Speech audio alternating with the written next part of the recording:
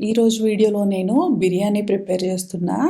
But ఈ వీడియోలో ఇంకో స్పెషల్ థింగ్ ఉంది. కుకింగ్ చేస్తూ నేను మీతో కొంచెం హార్ట్ టు హార్ట్ మాట్లాడాలి అనుకుంటున్నా.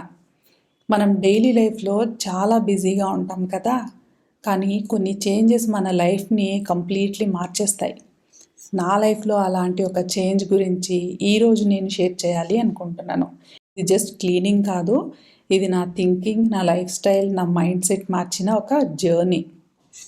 1 ఇయర్ ముందు హైదరాబాద్లో ఉండేవాళ్ళం మేము. చాలా కంఫర్టబుల్గా ఉండేది. IT job, work from home, everything ఈజీగా ఉండేది. మా ఫ్లాట్లో చాలా స్టోరేజ్ ఉండేది, కబోర్డ్స్, షెల్ఫ్స్, లాఫ్ట్స్ ఇట్లా. అండ్ స్లోలీ ఆ ఎంటీ స్పేసెస్ అన్నీ కూడా ఫిల్ అవ్వడం స్టార్ట్ అయింది.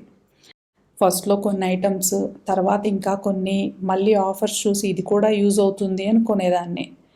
ఫ్యూచర్లో యూజ్ అవుతుంది అని అనుకొని కొనేదాన్ని. ఆనెస్ట్లీ చెప్పాలంటే నేను కొన్ని ఐటమ్స్ ఎందుకు కొన్నాను అని కూడా తెలియదు ఇప్పుడు. బట్ అప్పుడు నాకు అది ప్రాబ్లం అనిపించలేదు, ఎందుకంటే స్పేస్ ఉండేది. సో ఫిల్ చేస్తూనే ఉండేదాన్ని.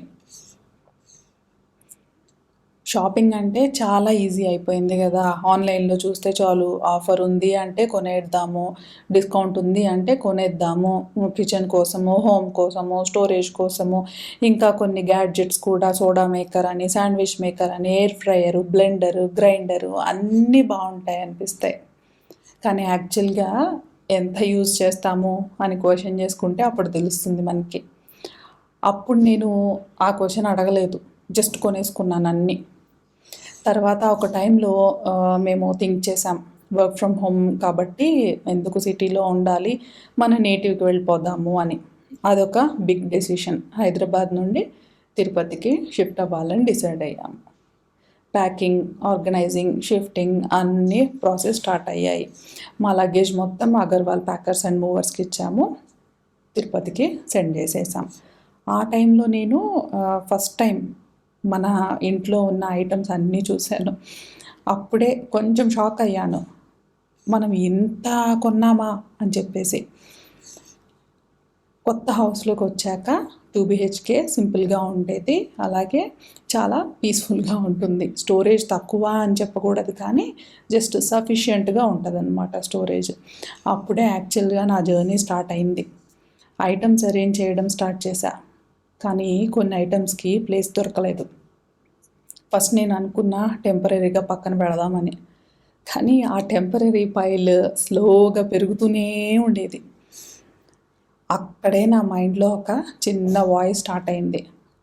ప్రతి ఐటమ్ చూస్తే ఇది అవసరమా, నేను లాస్ట్ టైం ఎప్పుడు యూజ్ చేశాను, ఇది లేకపోతే ఏం జరుగుతుంది, ఈ క్వశ్చన్స్ నాకు ముందెప్పుడు రాలేదు. కానీ ఇప్పుడు ప్రతిరోజు ప్రతి ఐటమ్తో ఆ క్వశ్చన్ వచ్చాయి.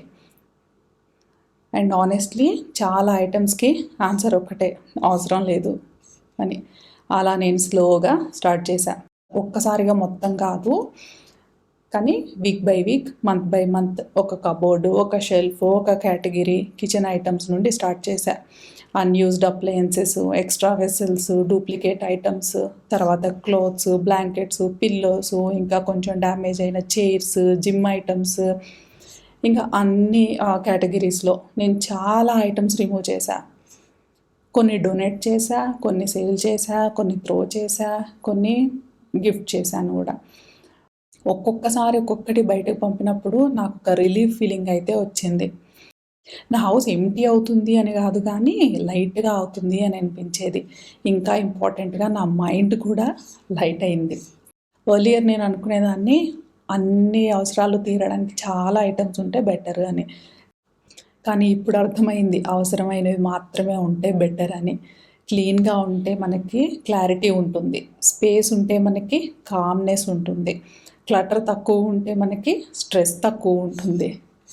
ఫన్నీ పార్ట్ ఏంటంటే అప్పటికి నాకు మినిమలిజం అనే వర్డే తెలీదు. నేను నా ఎక్స్పీరియన్స్ షేర్ చేస్తూ ఒక వీడియో చేశా. తర్వాత యూట్యూబ్ సజెషన్స్లో కొన్ని ఇంగ్లీష్ వీడియోస్ వచ్చాయి. అంటే నా వీడియో నేను వేరే డివైస్లో చూసుకునేటప్పుడు దాని కింద సజెషన్స్లో కొన్ని ఇంగ్లీష్ వీడియోస్ వచ్చాయన్నమాట. అక్కడ వాళ్ళు మినిమలిజం గురించి మాట్లాడుతున్నారు. అప్పుడు నాకు అర్థమైంది, ఓ నేను చేస్తున్నది ఇదే కదా అని. అప్పటి నుండి నేను కొన్ని బుక్స్ చదవడం కూడా స్టార్ట్ చేశాను ఈ మినిమలిజం రిలేటెడ్గా అన్నమాట, లైఫ్ రిలేటెడ్గా. ఇంకా కాన్షియస్గా కొనడము, ఇంకా కాన్షియస్గా లివింగ్ స్టార్ట్ చేశా. నా ఛానల్లో కూడా చేంజ్ వచ్చింది. ఎర్లియర్ పూజా వీడియోస్ ఎక్కువగా ఉండేవి, కానీ ఇప్పుడు నేను ఫీల్ అయింది ఏంటంటే clean home, simple living, uncluttered space ఇవన్నీ కూడా ఒక డివైన్ ఫీలింగే.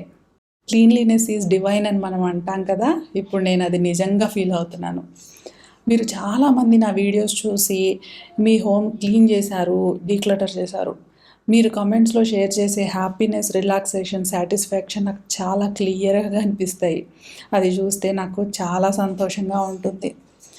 ఈ జర్నీ నాకు చాలా నేర్పించింది. తక్కువ ఉంటే లైఫ్ సింపుల్ అవుతుంది, సింపుల్గా ఉంటే మైండ్ పీస్ఫుల్గా ఉంటుంది అని. మీరు కూడా స్లోగా స్టార్ట్ చేయండి. ఒక్కసారిగా అన్నీ కాదు, స్మాల్ స్టెప్ తీసుకోండి. మీ హోమ్లో అన్నెసరీ ఐటమ్స్ రిమూవ్ చేయండి. మీ లైఫ్లో చేంజ్ ఆటోమేటిక్గా కనిపిస్తుంది. వీడియో నచ్చితే లైక్ చేయండి, మీ థాట్స్ కమెంట్స్లో షేర్ చేయండి. ఇంకా ఇలాంటి రియల్ లైఫ్ జర్నీస్ కోసం సబ్స్క్రైబ్ చేయండి.